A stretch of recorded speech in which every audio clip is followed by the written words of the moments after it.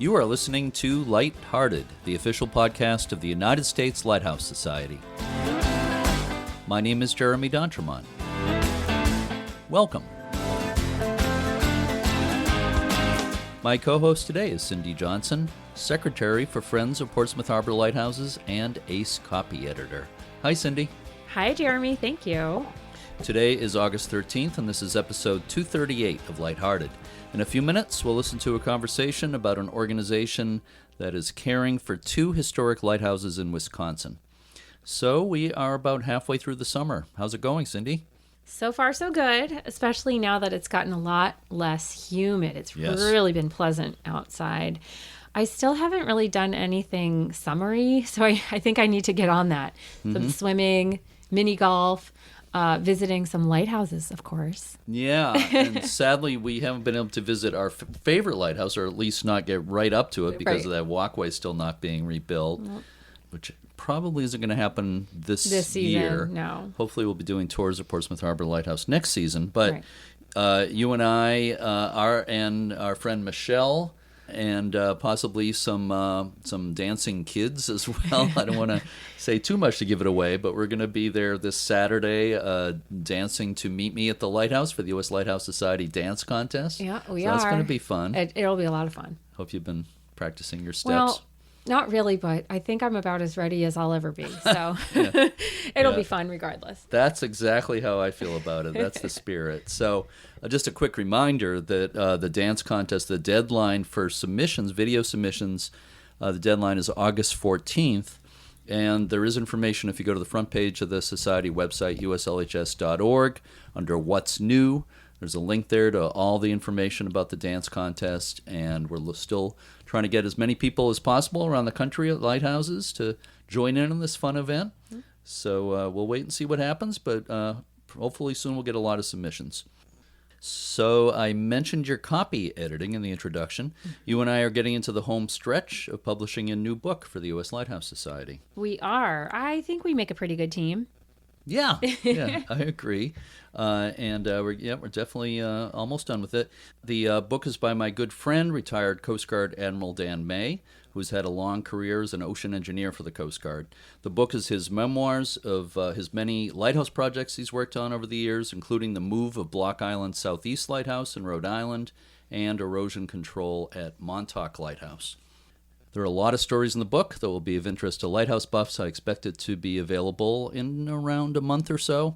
We can't put a date on it yet, but it'll be pretty soon. Watch for an announcement. So, Cindy, we should probably introduce today's guest. Please help me out. Sure, Jeremy.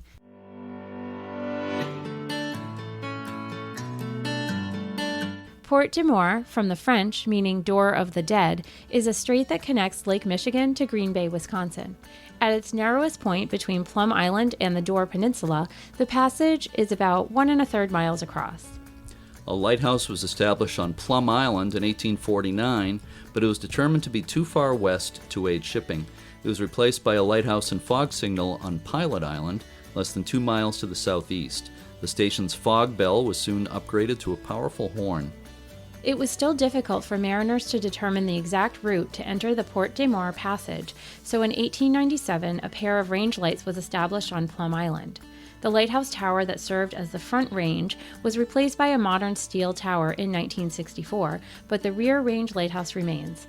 It's a 65-foot tall cast-iron skeletal-type tower with a central cylinder.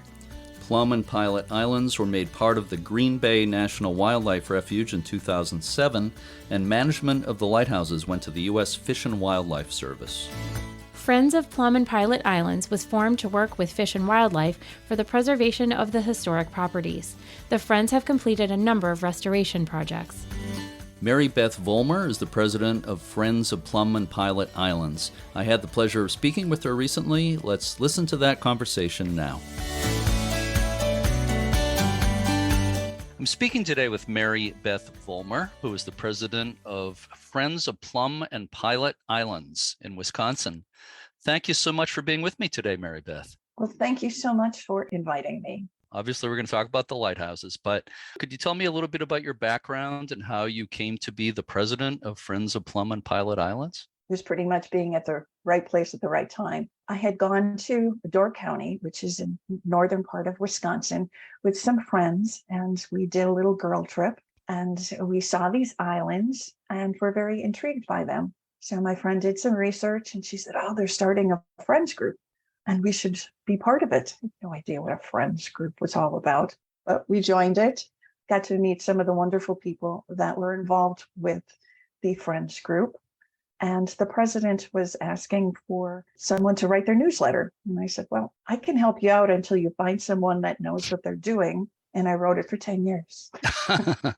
Funny how that happens. Yes. And in doing that, I learned a lot about the islands and about lighthouses in general.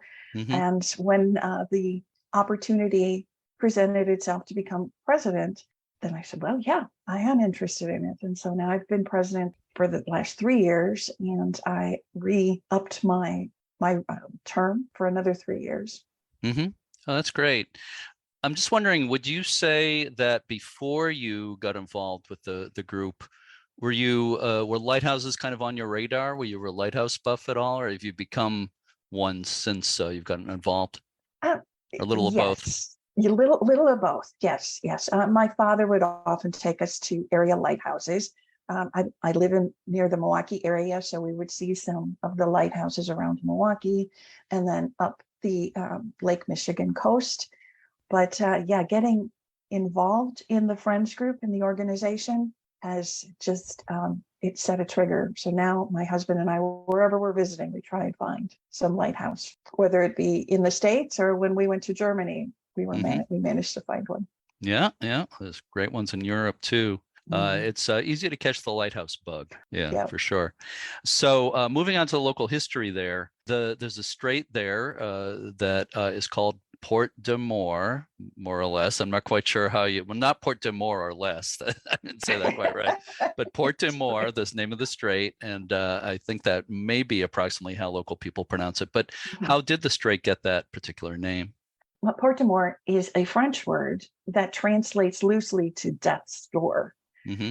And where the lighthouses are is around by this death's door. So we have 2 islands that the Friends of Plum and Pilot Islands support. One is Plum Island, the other is Pilot. So Plum Island is smack dab in the middle of the mainland and another larger inhabited island, Washington Island. And that's where Death's Door comes through, is from the mainland to Plum Island. Mm-hmm. So where this island is located, to the west is the Bay of Green Bay. Then the other side is Lake Michigan. So we've got some warm water and we've got then the cold water of Lake Michigan, and it's coming together. Plus, we're also located on the Niagara Escarpment. So when the winds come down from the cliffs, then that makes it all that much more difficult. Others have said that the current can change in a matter of minutes. So, along with having the cliffs from the Niagara Escarpment, we've got the Silurian Reef that came through there. So the area is quite treacherous, and the depth of the water can change from being 100 feet deep to being 4 feet deep. So that was why many ships crashed or wrecked upon the shoals that are not seen easily in earlier days before they had technology as they do today. Folklore tells us that the Potawatomi and the Winnebago Indians were having a conflict. And as they were coming to meet, a storm came up and they lost hundreds of men in their canoes had capsized. And so that was, a great burial site of their leaders. So people then avoided that area, and they told the story then to the French explorers, and the French explorers gave it the name Porte de More. And today we call it Death's Door. Yeah, well, it's a very dramatic name, that's for sure. Yes, And even though the name may have come earlier, it kind of fits, it certainly conjures images of shipwrecks and things like that. And speaking of that, you've kind of maybe answered it to some degree already, but why were lighthouses so important? Why did they need to build lighthouses in the Porte de More? Well, it was because of the treacherous waters and trying to keep the ships into the shipping canal so that they could have a safe passage. So if you think of Wisconsin, it's like this mitten. And at the very top of your thumb, that's where Plum Island is and the strait that we would go through, Death's Door. Because of the treacherous waters, then it was decided to put a canal in so that these ships could come through the canal in much more of a safer pattern. There was a canal tax or a cost, and some still decided to avoid that canal and come through Death's Door. So the lighthouses were put up so that they could then arrange where they were coming through into the shipping canal. Plum Island has a set of range lights, and Pilot Island has a regular Great Lakes style light. Both of these lights continue to be active aids to navigation. So those are the main reasons why the lights were put out there. Sure. If we could spend maybe a little bit more time on the history of the places, I imagine, with any of these light stations that are in operation for any length of time, you've got some interesting human interest type stories. And I'm wondering if there's anything particular that kind of stands out for you related to the stories of lighthouse keepers, their families on either Plum Island and or Pilot Island? What was surprising to me when I started writing the newsletter is there is now not a lot of written books on those families on Plum Island or Pilot Island. Much of it that I found was by going through the newspapers of people that would come to visit and people that would be transferred from one island to the next throughout the Great Lakes region. But there are some certain stories of, there was a man whose name was Robert Noble, and he was crossing over to propose to his girlfriend, and he found out that she was already going to be betrothed. So he then went to come back, and this was during the winter. A storm came up, and he ended up having to stay out on Plum Island to wait out the storm. He remembered that there was the ruins of the second lighthouse in Door County on Plum Island, and he thought he would go into that area. And he went to start a fire in what was left of the chimney, and he started to get warm and everything was fine. But then what the fire did is it melted all the snow, and he got cold again. He tried to use his revolver into his coat to try and start another fire, but he couldn't. So he decided, well, either I'm going to perish here or I'm going to live. So he got back into his little boat, and he went back to the island, to Washington Island, and met up with his friends. And he was just encased in ice, and after having not slept for 3 days, he just kind of passed out there. His friends thought that they needed to get him thawed, and there was a great chemical that had just been released, and it was called kerosene. So they dipped his hands in buckets of kerosene to try and get them thawed out, which was not probably a good thing. When he awakened and he found out what they had done, and they realized what they had done, this was before they could call out a surgeon or anyone to come and treat him. He was there until April, and they ended up having to take his hands and I think his legs too. But this man was just a strong person, and with prosthetics, he continued to work and became one of the first men to be ferrying people across the lakes. And so that's our big hero story. Oh yeah, wow. There. Later years, there's stories of the men were stationed at Plum Island until the ice. If it was iced over, they could go back home. But if it was not iced over, then they would stay for the entire year. And being away from your family for that long is rather difficult. So the government then offered them that they could build these small little, we call them surfman cottages. They were like 12 by 12 size. They had to be able to be portable because you can't be putting a home on a government land. So they did, and their families then came and spent the summer with them. So, imagine young kids just being able to run this island that was 325 acres of woods. And on one side of the north side of the island is where the lifesavers lived. And on the other side of the island is where the lighthouse keepers lived. So they could then have friends back and forth. Women came, they had babies there.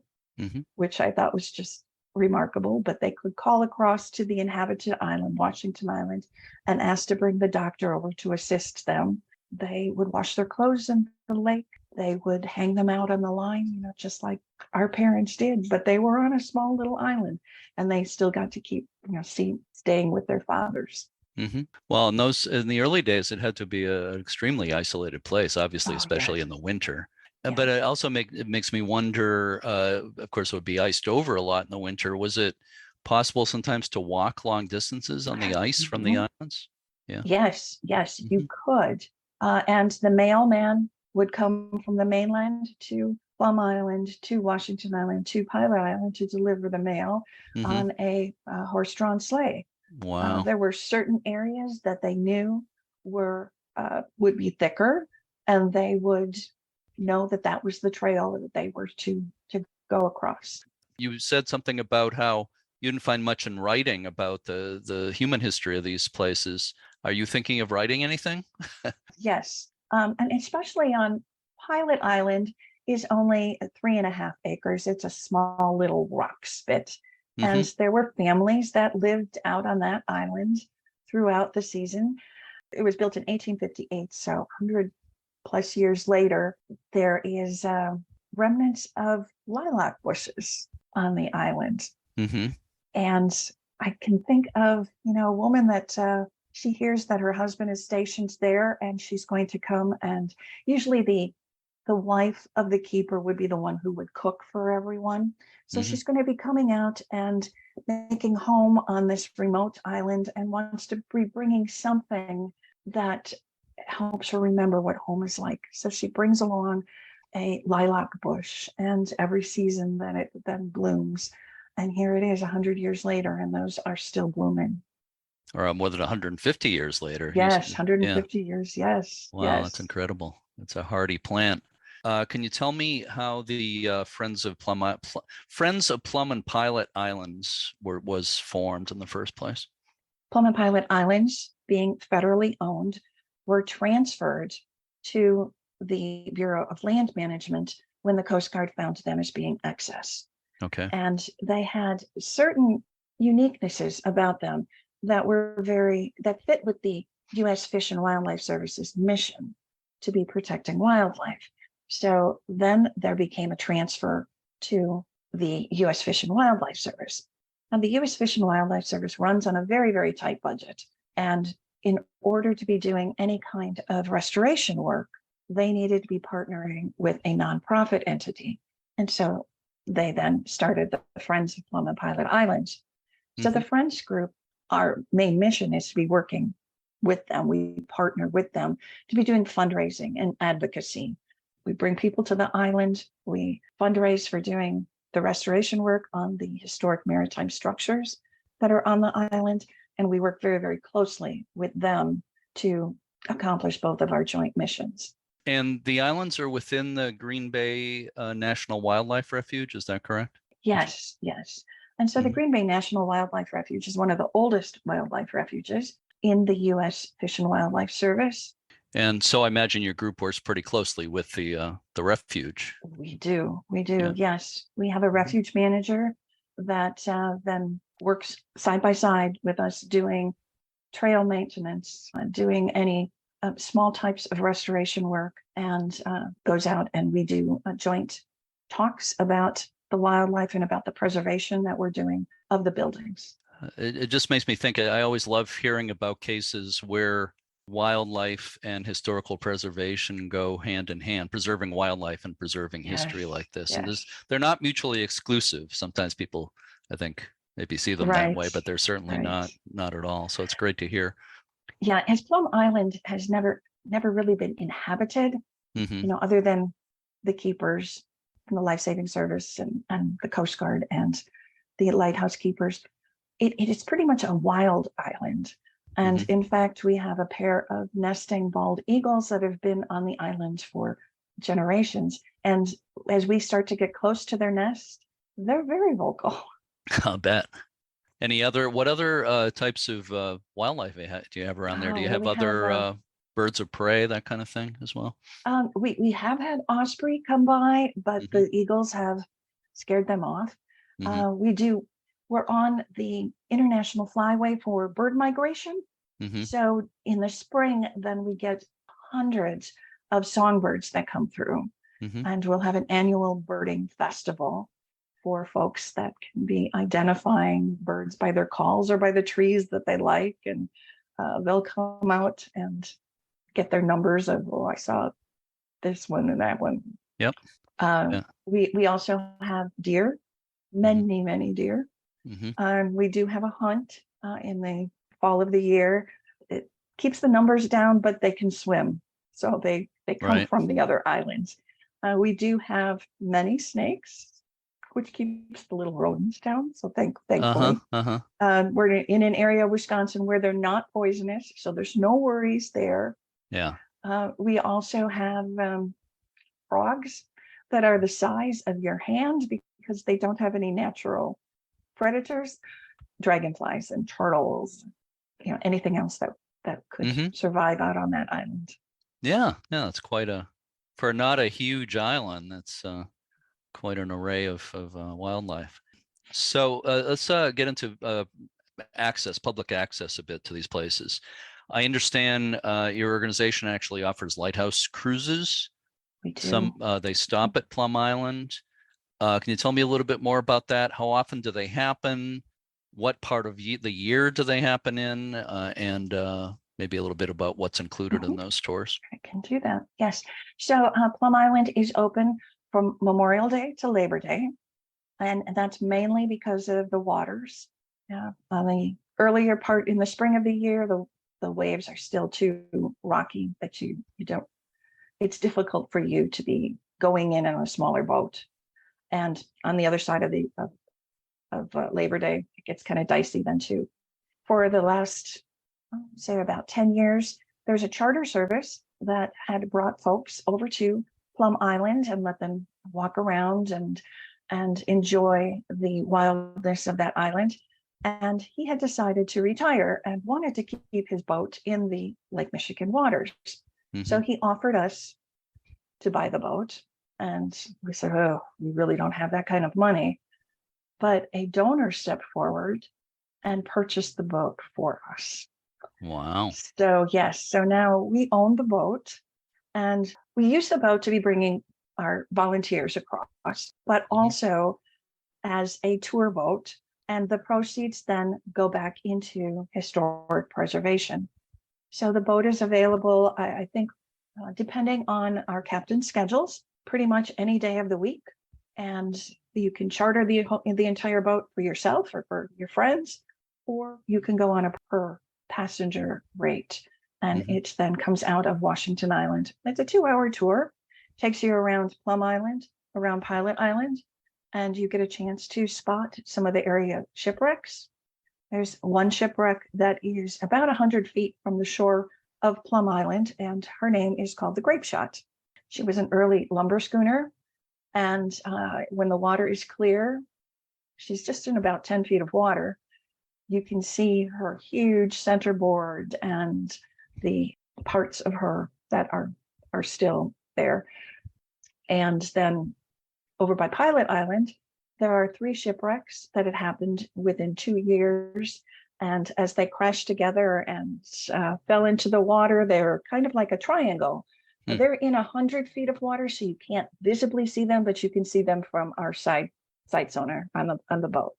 Besides the cruises to Plum Island currently, are there other ways for people to visit that island? Yes. If you're courageous enough, you can cross Death's Door in your kayak. And there are 2 kayak landing spots, one on the north end and one on the south end.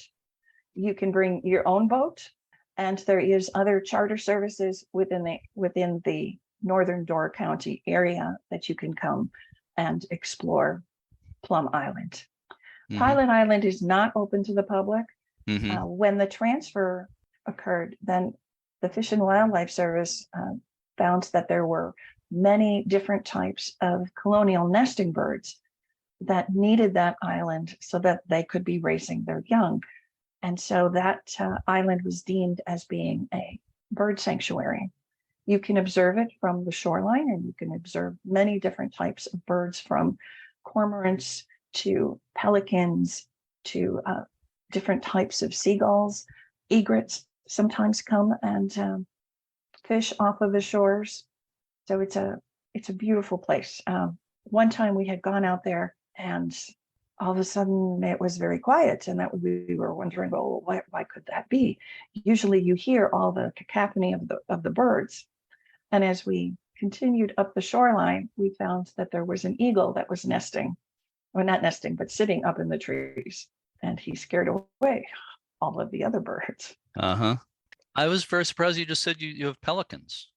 Yes. Yes. Is that we a do. new development? I know that, I mean, that's to me way north for pelicans, but I do know that and there are pelicans in Minnesota, like along the Mississippi. I've heard that they kind of followed the river up there.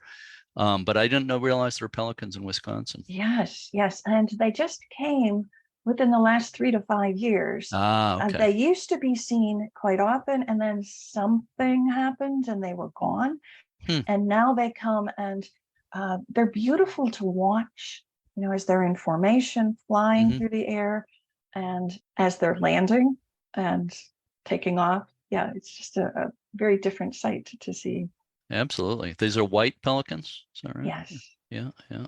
We've seen thousands of them, in areas in Texas. I was in the Gulf Coast in Texas, and just thousands and thousands of white pelicans everywhere near Corpus Christi. But anyway, wow, that's a surprise to me. Yes. So you have your organization has a number of volunteers, right, who do various things. Can you tell me a little bit about what are the activities? What do the volunteers do? Yes, definitely. So we operate the Friends of Plum and Pilot Islands like a business, and we've got 8 board members, and then we have 250 members, and probably about 25 that we call volunteer leaders that lead some of these workday schedules. So volunteers can do things like trail maintenance, walk the trails, pick up any float sand that has come ashore, note any trees that have gone down. This is usually a beginning of the season type of a task. And then after a storm, making sure that the trails are clear for anyone that wants to be coming and visiting. Painting. The Coast Guard had this motto that if it doesn't move, paint it. I've heard whitewash it too. I think that was earlier in their history. They would say if it doesn't move, whitewash it, but I think later it became paint it. Yeah, painting. We keep that all up to date, and building things that are needed by the refuge, like boot brushes, pretty much any kind of a small type of a project that we don't need to have a contractor come out to do. This season, we just finished working on a really great project on the boathouse. We restored the pilasters. So if you think of the boathouse as being much like a garage, very utilitarian, not very pretty, the government has said, oh no, we need to be putting some little bit of architecture into it to make it a little bit more appealing. So they crafted these, then referred to as pilasters. And the group then, in 90-degree weather, shrouded because there was lead paint around them, in Tyvek suits, they scraped all of the old paint off, and they then filled in areas that needed to be, and then repainted it. And that was their contribution for the entire season. So we redid 4 of those. And if you think of the boathouse is sitting out on a dock, 2 of the edges were over water, so they had to be building some kind of a structure so that they could still work those through. And I've got the greatest volunteers. They're willing to do just about anything to be working on this refuge. Wow. Speaking of painting, I understand the Plum Island, the lighthouse there, the rear range light on Plum Island has been painted. 2-part question. Is that complete? And was that done by volunteers, or was it done by a contractor? No, it was done by a contractor. That's what I thought. Yes. The rear range light, I don't know how many feet tall that she is, but she had seen some weathering. We were getting water into the tower, and rust was starting to poke through in areas. So we did a major fundraising campaign, and we raised the over $200,000 that needed to be raised to restore then the top section of the range light. She looks absolutely beautiful, but $200,000+ is what it cost for us to do the upper section of the tower. And now we are raising funds to be doing the structure. And that is looking to be at about $170,000, and we're about $40,000 short yet. So I probably won't be done this season. Yeah, well, it's not getting any easier these days to raise money for these projects. Not at all. I know from experience. And according to my notes, that tower is 65 feet tall. Does that sound about right? 65 feet. Thank you. Yes. Yeah, that's pretty substantial.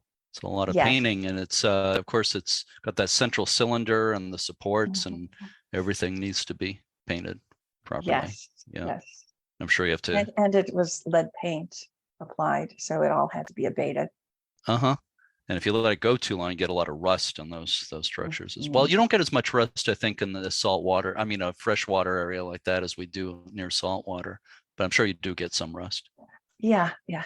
There is pretty much rust that is on the structures that we need to get scraped off and repainted so that it will last another 50, 60, 70, however many years.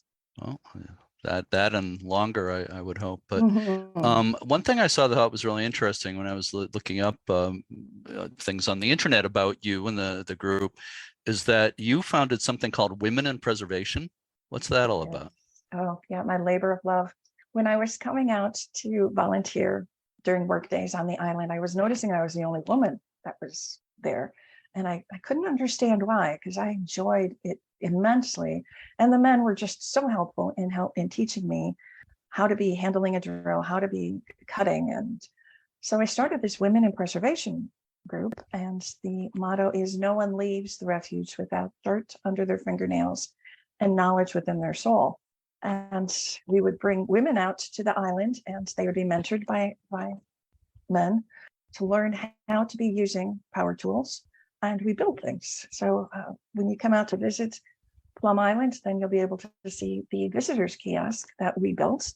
And you'll be able to sit on all the Leopold benches that we built and scrape your shoes off at the boot brush stands that we built. It's a great, great opportunity. And a lot of women came out of that program feeling very empowered, doing their part for the refuge, but also having that knowledge within their soul. Yeah, everybody wins with that. That's really fantastic. And I was thinking I should go through a program like that because I'm terrible at using power tools or building things or fixing things or any of that. It's never been my forte. So I could certainly benefit from some training in that. Maybe one or more of your women could train me if I come out there sometime. Good. Yes, our graduates. Yes. Yeah. Well, that's really great. I really commend you on that. Thank you.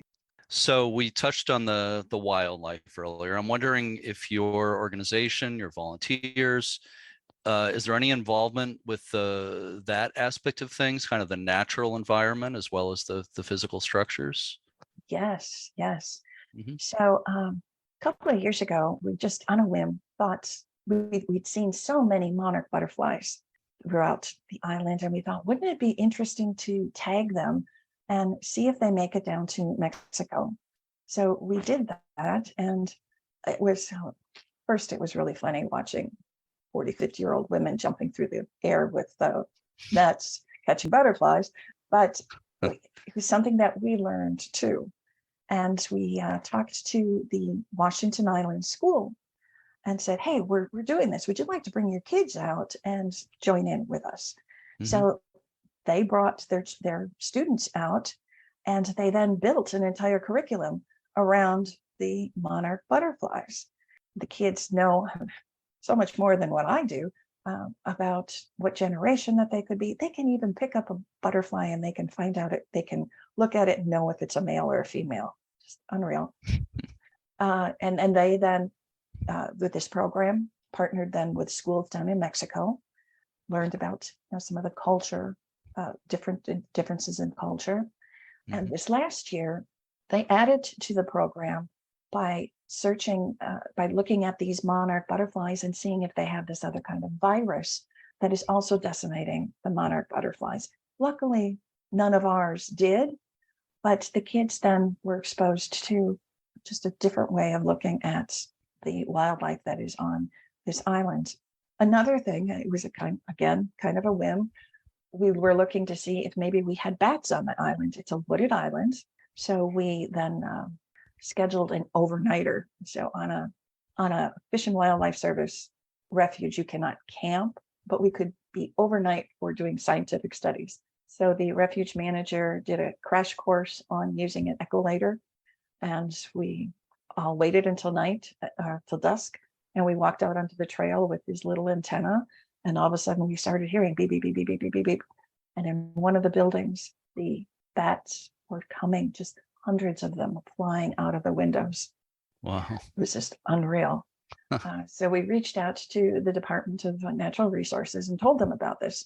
In the area where we are, 90% of the bats have been decimated by white nose syndrome. They were so surprised to see all of the bats, and that the bats, they came other times and they had done mist nets, and they captured them and they looked at them, and all of them are healthy bats. And they do 2 bat counts, one as the bats return from hibernation, and then another one after they have pupped. And they've counted upwards of 750 bats coming out of this building. We have the largest bat maternity ward in the Midwest and maybe in the country. They have no idea where it is that they might be hibernating, but that area then is a clean area. So it's great for wildlife enthusiasts and bat enthusiasts. Not so great for historic preservationists. You know what bats do. Yeah. So it's kind of, both sides. But what we're looking at doing is working with the Department of Natural Resources and building bat condos. So you'll see like a little condo, and then enticing the bats to move out of that area and into much more updated accommodations. So it's on the plan. Sure. We're also working with a master naturalist and a master gardener to be planting wildflowers that the pollinators like in some certain specific areas. So that's something that is going to be happening this season. We're going to be putting down specific types of seed right before it snows, and then it'll get the winter to be able to get itself into the ground. And hopefully we'll be able to be introducing some of the wildflowers that these pollinators enjoy. When you say pollinators, do you mean insects, or are we also talking about hummingbirds maybe? Yeah, the butterflies, I've not seen a hummingbird there yet, but other kinds of the songbirds, you could consider those as being all pollinators also. The bats that we have in the boathouse are little brown bats. So I don't think that they're considered as being pollinators. I don't think so. They eat insects. Zillions of Tons mosquitoes. of insects, yeah. Yes. That's why I love bats, Yeah. When we would go out there for doing the bat count at dusk is when the mosquitoes would just be horrendous. And we, as soon as the bats started to go out on their feeding frenzy, there were no more mosquitoes. It was great. And it's great because mosquitoes sometimes carry some rather nasty diseases, and these bats then take care of them. Absolutely. So another aspect of the natural environment there would obviously the weather, but also the lake levels. I know the lake levels on the Great Lakes have been pretty have fluctuated greatly in recent years. Has that had an effect on those islands so far? Yes, definitely. So when the water level is high, which it was about 3 years ago, the ice shelves, as they're moving along, they're like little baby icebergs, and they came and they blasted out the doors of the boathouse, the lower section of the doors, which is great intensity as they were moving. So we have to now raise the money to get those fixed. We've gotten the doors fixed. Now we need to be finding someone who has the knowledge of how doors were installed in 1939 when the boathouse was put up. That's becoming a bit more of a challenge. Yes, the level has gone down 3 feet since then. One of the side benefits of this, which I was really surprised when I heard it, is that because of the levels moving and all of the pressure of the lake, the sands have been shifting, which has then been uncovering other shipwrecks and making the Wisconsin Historical Society is our entity that then identifies shipwrecks. And they have found more in the last 3 to 5 years than they have found in a long time because of the shifting of the sands. Interesting. Yeah, I'm sure they get covered and uncovered over and over again, probably over the years. Yeah. Yes. So let's just talk a little bit about the Door County Maritime Museum's festivals. They have the Lighthouse Festival, I believe, twice a year, right? In spring and fall. They do, yes. And people come from all over the world for these lighthouse festivals to be able to just check off the box that they have seen these lights. Yeah. So do people come to visit Plum Island during those festivals? Yes, yes. So we then invite people. It's held over a weekend, and so we have people that come on Saturday and or Fridays and Saturdays, or is it Saturdays and Sundays? I can't remember. We have people that come during the Lighthouse Festival, and they get a little tour of Plum Island by trained docents of the buildings, and then they also get to climb the rear range light and the front range light and hear the little Robert Noble story of the ruins of that second lighthouse in Door County. And they're all very excited, once they leave. I'm interviewing somebody soon from the Door County Maritime Museum. That'll be featured on the podcast in a few weeks. Good. Looking forward to that. I've only personally seen a little bit of Wisconsin, and I need to see a lot more. You do. So you do. Come in the fall of the year. It's absolutely beautiful. The colors are magnificent, and the weather isn't hot and muggy like it is pretty much of the other part of the year. So yeah, come in the fall. Okay, I'll definitely keep that in mind. Not going to be this year, but who knows? Maybe next year. I hope. So another thing I saw online is that there's going to be a photography workshop on Plum Island, September 23rd. Is that something that's a regular thing, or what's? No, this was the first year that we had tried it, and so we reached out to a locally well-known photographer and said, "Hey, this is an idea. What would you think?" And he was very excited about it. So we advertised it, and people would be coming over on our shoreline boat. We can put 16 passengers on. And being the first time, we sold out 12 of the seats. Not too bad. And the photographer then walked people through how to be getting the perfect lighting and things to be photography, to be taking pictures of nature-wise.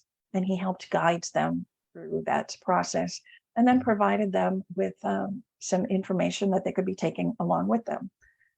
So we were very impressed with that, and we advertised for a fall one with the different colors. Within 2 weeks, we were sold out. So, yeah, we hope to continue that, and then maybe next year do more nature, maybe nature painting. I was thinking of having an artist come out and teach us how to be capturing a scene and doing plein air kinds of painting. Yeah, sounds perfect for that. Some years for fundraising, we do a sunset cruise, and we take then folks around the islands and get to Plum Island just as the sun is setting, and it's absolutely beautiful with it setting and reflecting on the Lake Michigan waters. It's a sight to be seen. Oh, yeah, sounds great. And then at nighttime, when the light from the rear range light reflects upon the tree line and the different colors. Yeah, that sounds pretty special. So I understand the old Fresnel lens from Plum Island is on display. Where's that? Yes, we were just very disheartened when they said that it had to come out, and we tried to convince them, no, leave it there, leave it there. And they said no, and explained some of the reasons why is because of its historical nature. So let me back up a little bit. The Plum Island and the Pilot Island lights continue to be active aids to navigation, and the Coast Guard is responsible for making sure that they are operational. Mm-hmm. So when the Coast Guard would come out to replace them, it would be very difficult for them to be getting in and replacing the one that is underneath, that is within the Fresnel lens. It would be so much easier and so much more efficient if they just had an airport beacon.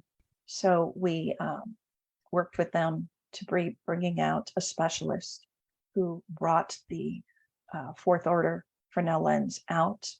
And then he also restored it. And it's an absolute beautiful, beautiful specimen. And it's in the Door County Maritime Museum's Gills Rock Museum. And it's people come just to see that. It's just a beautiful work of art. So a fourth order Fresnel lens is about, what would you say, maybe about 4 to 5 feet tall. It's closer to 3, I think. It's 3 to 4 feet tall. Yeah. Yeah. So it's you get a chance to really see it eye to eye. And when you look at how old that technology was to be creating those prisms and how long that had lasted in an environment of Wisconsin, it just amazes me. Yeah. Well, I'm glad it was preserved anyway and is on display. Was it the lampist Kurt Fosberg by any chance? Yes, it was. Yeah, I thought so. Yes. He's from Michigan. I know him. He's Yeah. great guy and does an Yes. amazing job. And he documented everything that he did. Yeah. And very personable. He loves. It's one of the great things about working in a volunteer organization is sharing your passion with others and learning from them. And this man loves what it is that he is doing. Absolutely. You just you gravitate toward it and learn from him. Yeah. I videoed Kurt while he was working on a lens one time, and he had no problem talking about it, what he was doing as he was talking. And not everybody wants to do that, to be bothered while they're working, but he was more than happy to do it. And he's been on the podcast too. I was at the Marquette Maritime Museum, and he was there for that. He lives in that area. So yeah, he's fantastic. So obviously there's a lot to talk about. I'm sure there's a lot more we could talk about, but for now I have one final question for you for bonus points, okay? So I hope you're ready. And that question is, what has been your personal favorite thing about your involvement with Friends of Plum and Pilot Islands? Oh, that one single thing. It doesn't have to be one single thing. It can be 2 or 3 things, but let's probably stop at no more than 3. Okay. I've got a favorite. My favorite is working with the volunteers, working with the people that, as I said about Kurt too, is sharing the passion that I have for historic preservation and the natural world. Learning from them, I think, has made me a better person, more patience. It's heightened my thirst for knowledge. When you look at my living room, I have piles of books, of lighthouses, and historic preservation things, and it's just a completely different direction that I never thought that my life would take, but it's all been triggered by the lights. Yeah. I think so many of us feel that way, that the lighthouses are worth preserving. The physical structures are interesting, but it's the people that matter. It's the people, both from, in a historic sense, the keepers and families, but also the volunteers and preservationists of today. Yes, definitely. So Mary Beth Volmer, I want to thank you again for spending this time with me today. It's been a real pleasure. Hope we can do it again someday, maybe get an update sometime in the future. I wish you the best of luck with the rest of the season. I hope maybe I'll get to get out there and see these places and meet you maybe next year. I'm going to put that on my tentative calendar for next year. But again, thank you so much, Mary Beth. I really appreciate it. You're welcome. And thank you. And the door will be open.